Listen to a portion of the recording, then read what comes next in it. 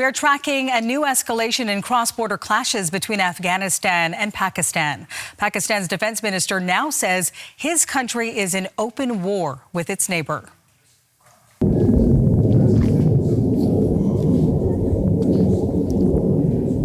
The sounds of jets and shelling near Pakistan's border with Afghanistan. Afghanistan launched attacks against Pakistani troops late yesterday. Taliban officials say it was in retaliation for deadly airstrikes by Pakistan days earlier. Julia Chapman is following this story for us this morning from our London bureau. Julia, walk us through the latest on these rising tensions.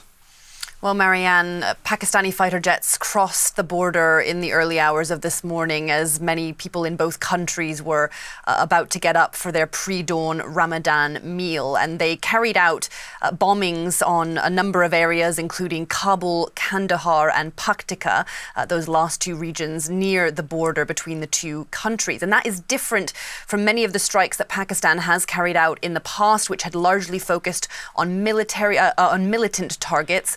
Now they're taking aim at Taliban sites directly. And it does come, as you say, after the Taliban carried out clashes at the border overnight. Both sides are saying they have inflicted a high number of casualties on the other. It's difficult to verify the figures, but in the last little while, the Pakistani military says that 12 of its soldiers have been killed.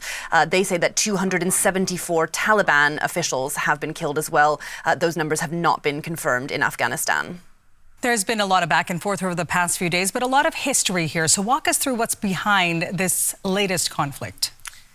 Well, the border has been a major flashpoint. It is a 2,600-kilometre long border that isn't fully recognised by the Taliban. We have seen a lot of fighting go on there in recent times, but most recently, at the heart of these disputes is the claim from Pakistan that Afghanistan is exporting terrorism. It says that the Taliban isn't doing enough to crack down on militant groups operating in the country, and fighters are crossing the border into Pakistan and carrying out attacks there and elsewhere in the world. The Taliban has rejected that, saying that the attacks recently that we've seen inside Pakistan are an internal matter for that country.